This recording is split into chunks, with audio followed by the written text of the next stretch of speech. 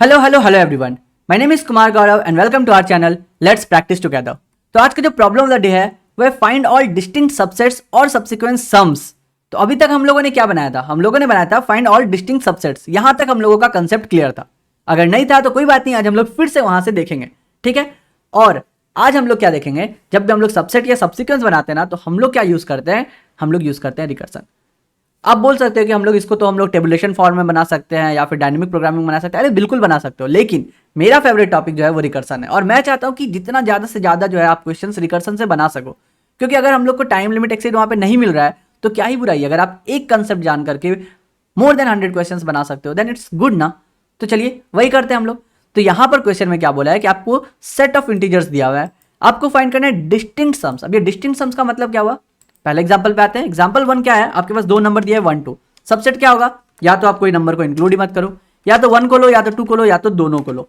तो इस केस में सम क्या हो जा रहा है? पहले 3 के केस में तो 0 1 2 आ रहा है, लास्ट का सम जो है वो 3 है, इसलिए आपका आउटपुट आ गया 0 1 2 3। क्लियर है?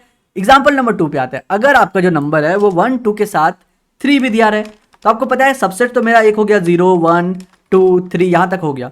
उसके बाद आता है 1 2, उसके बाद आता है 1 3, उसके बाद आता है 2 3 and at last you will get 1 2 3। ठीक है, यही हमारा सबसेट है। अब देखिए जब 1 2 का सम निकालेंगे तो ये भी तो 3 आ गया ना, तो हमारे पास 2 3 आ गए। तो क्या हमारे आंसर में 2 3 आना चाहिए? नहीं आने चाहिए, क्योंकि आपको बोला गया डिस्टिंक्ट सम निकालने का। अब अगर आपने 100+ क्वेश्चंस अभी तक बना लिया है मेरे साथ इस चैनल पे, तो अब आपको पता है कि कौन सा ऐसा डेटा स्ट्रक्चर है जहां पर अगर हम लोग स्टोर करें तो वो हमें डिस्टिंक्ट वैल्यू देगा। Answer is set. बहुत सही, जिन्होंने सेट समझा, सेट बोला, यू ऑल आर करेक्ट। तो हम लोग क्या करेंगे, हम लोग आंसर स्टोर करने के लिए एक सेट वेरिएबल लेंगे। क्यों लेंगे? कंसेप्ट क्लियर है, क्योंकि हम लोग को डिस्टिंक्ट वैल्यू चाहिए, तो हम लोग उसका नाम देते हैं एस। बढ़िया। अब आते हैं हम लोग अपने रिकर्सन फंक्शन पे। Let's name it sum. Sum में क्या भेजेंगे? हम लोग सिर्फ नम्स भेजते हैं, ठीक है। अब हम लोग क्या करेंगे, ये कुछ भी रिटर्न टाइप नहीं कर रहा है, कुछ भी रिटर्न नहीं कर रहा है, तो हम लोग लिखेंगे वॉइड। बढ़िया। पहला क्या है? वेक्टर, हमारा जो भी दिया हुआ है वेक्टर इंट नम्स, उसी को हम लोग ले लेते हैं। अब हम लोग को क्या क्या चाहिए? जब हम लोग सबसीक्वेंस निकालते थे तो हम लोग को पता है कि हम लोग क्या करते हैं, डिसीजन लेते हैं। क्या डिसीजन लेते हैं? कि क्या उस इंडेक्स को हम लोग अपने सबसेट में इंसर्ट करेंगे या फिर नहीं करेंगे। यही तो था हमारा लॉजिक, जहां पे हम लोग एक नया वेक्टर ले लेते थे, टेम्पोररी वेक्टर, और हम लोग देखते थे कि इस वाले इंडेक्स को पुश करेंगे या नहीं करेंगे। लेकिन यहां पर क्या है, यहां पे तो सम्स है, और भी इजी क्वेश्चन है। तो हम लोग क्या करते हैं, दो पैरामीटर डिफाइन करते हैं। एक हो जाएगा इंडेक्स, जो हम लोग 0 से स्टार्ट करेंगे, और एक हो जाएगा सम, ना कि टेम्पोररी वेक्टर। टेम्पोररी वेक्टर कब लिखते थे? जब हम लोग को एक यूनिक सबसेट्स बनाने रहते थे और वो पूरे सबसेट के लिस्ट को भेजना पड़ता था। यहां पर क्या है, सम्स निकालना है, तो हम लोग लास्ट पैरामीटर क्या देंगे, सम्स देंगे। बढ़िया। अब जब भी कोई रिकर्सन फंक्शन लिखते हैं, सबसे पहले क्या आता है, हमारा आता है बेसिक कंडीशन, ठीक है, या फिर बेस कंडीशन, या फिर हम लोग बोल सकते हैं कि कहां पर हमारा रिकर्सन फंक्शन जाकर के ब्रेक करेगा। तो हम लोग बोलते हैं कि जब भी हमारा, पहले तो साइज ले लेते हैं, जो भी हमारा नम्स आ रहा है ना उसका साइज क्या है, ठीक है।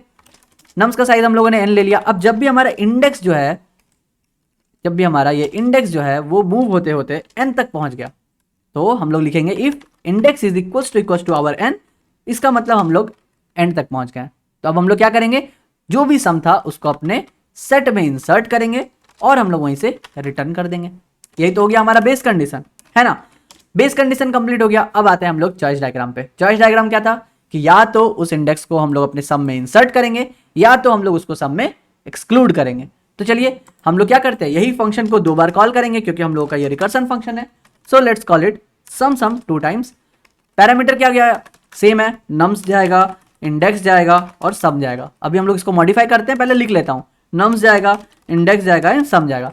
अब जब भी हम लोग नेक्स्ट इटरेशन पे जा रहे हैं तो हमारा क्या होगा, इंडेक्स +1 होना चाहिए। इस इंडेक्स के लिए काम हो गया। नेक्स्ट किसके लिए काम करोगे, दूसरे वाले इंडेक्स के लिए काम करोगे, तो हम लोग इंडेक्स +1 तो दोनों में करेंगे। अब जब दोनों में जा रहे हैं तब हमारे पास चॉइस आता है कि सम में उस वाले इंडेक्स को, प्रीवियस वाले इंडेक्स को ऐड करना है या फिर नहीं ऐड करना है। तो अगर हम लोग ऐड करेंगे तो हम लोग क्या लिखेंगे, sum plus that nums of index. बढ़िया। और उसके बाद या तो हम लोग नहीं ऐड करेंगे, बस हो गया, खत्म। इतना ही तो था आपका आंसर।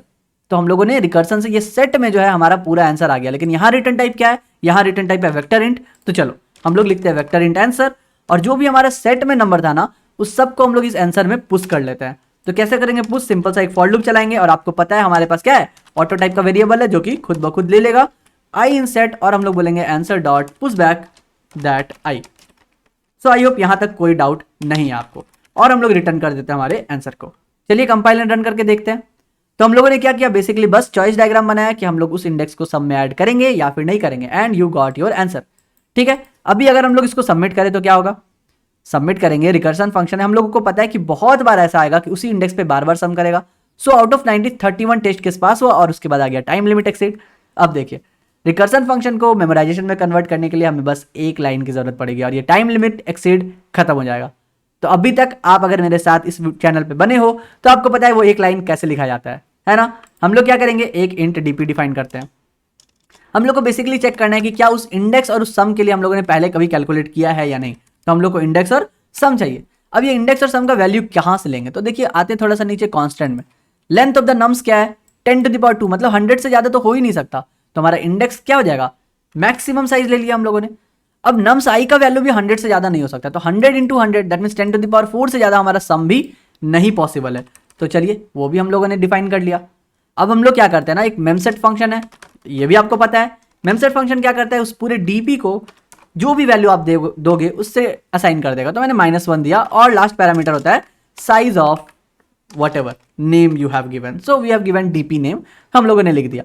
अब हम लोग सिंपली रिकर्सन से पहले चेक करेंगे कि क्या उस dp के इंडेक्स और सम के लिए हम लोगों ने पहले कैलकुलेट किया है। तो अगर पहले कैलकुलेट किया रहता तो हम लोग क्या करेंगे, उसको एक फ्लैग दे देंगे 1। तो अगर फ्लैग 1 है तो वहीं पे रिटर्न कर दो, आप रिकर्सन में आगे मत जाओ, फिर से कैलकुलेट करने की कोई जरूरत नहीं है। और अगर आपने कैलकुलेट कर लिया तो उस इंडेक्स और सम के लिए मैं क्या करूंगा, फ्लैग को सेट कर दूंगा 1। यही तो हम लोग करते हैं हमेशा रिकर्सन में कि एक फ्लैग सेट करते हैं और उस फ्लैग को चेक करते हैं, अगर वो फ्लैग मेरा सही है तो हम लोग वहीं से रिटर्न कर देंगे। तो ये रिकर्सन को बार बार कॉल करने की जरूरत नहीं पड़ेगी और बस यही एक लाइन यूज करके हम लोग क्या करेंगे, रिकर्सन को मेमोराइजेशन में कन्वर्ट कर लेंगे। तो अब अगर मैं सबमिट करूं सो आशा करता हूं कि अभी जो है हमारा सारा टेस्ट केस पास हो जाएगा विदाउट एनी फेलियर। यहां पे भी रन टाइम एरर आ रहा है, 58 आउट ऑफ 90 पास हुआ है। यहां पर क्या हो रहा है देखिए, ऐसे केस में क्या होता है, जब भी आप रिकर्सन कर रहे हो तो कॉल बाय वैल्यू कभी भी मत करो, हमेशा कॉल बाय रेफरेंस पास किया करो। क्या होगा ना, कभी कभी आपका टेस्ट केस पास हो जाएगा, लेकिन कॉल बाय रेफरेंस करने से क्या होगा, आपका हमेशा टेस्ट केस पास होगा, क्योंकि कॉल बाय वैल्यू में कॉपी करने में ही वो ज्यादा टाइम ले लेता है। अगर मैं अभी सबमिट करूं तो आप देख सकते हो कि कितना ड्रास्टिकली चेंज आ जाएगा हमारे टाइम में और प्रॉब्लम सॉल्व सक्सेसफुली। तो आपने दो चीज सीखा, क्या चीज सीखा, जब भी हम लोग रिकर्सन फंक्शन को टाइम लिमिट एक्सीड से बचाना चाहते हैं हम लोग एक मेमोराइजेशन कंसेप्ट का यूज करेंगे। जब भी हम लोगों ने कैलकुलेट कर लिया है उसी इंडेक्स और उसी सम के लिए हम लोग फ्लैग को ऑन कर दिए और उसी फ्लैग को चेक कर लिए। और जो दूसरा जो मैक्सिमम हम लोग मिस कर देते हैं अपने कोडिंग में, कि जब भी हम लोग रिकर्सन फंक्शन कॉल करते हैं ना, तो ये जो वेक्टर नम्स हम लोगों को पास करना रहता है वो हम लोग कॉल बाय वैल्यू से पास करते हैं, और कॉल बाय वैल्यू में वो कॉपी करने में ही ज्यादा टाइम ले लेता है। इसलिए अगर आप कॉल बाय रेफरेंस करते हो तो रेफरेंस का मतलब क्या हो गया, वो सेम एड्रेस पे पॉइंट कर रहा है और आपको कॉपी करने का कोई जरूरत नहीं है। तो वो टाइम हम लोगों ने बचा लिया। तो बस यही था दो नया चीज जो आज के वीडियो में हम लोगों ने सीखा। कल फिर मिलते हैं नए क्वेश्चन के साथ। और हाँ, अगर आप लोगों में से कोई पजल में इंटरेस्टेड है तो आप जाके मेरे पजल ऑफ द डे की सीरीज को भी फॉलो कर सकते हो। कल फिर मिलते हैं नए क्वेश्चन के साथ, तब तक के लिए good bye, stay blessed, stay safe and keep coding.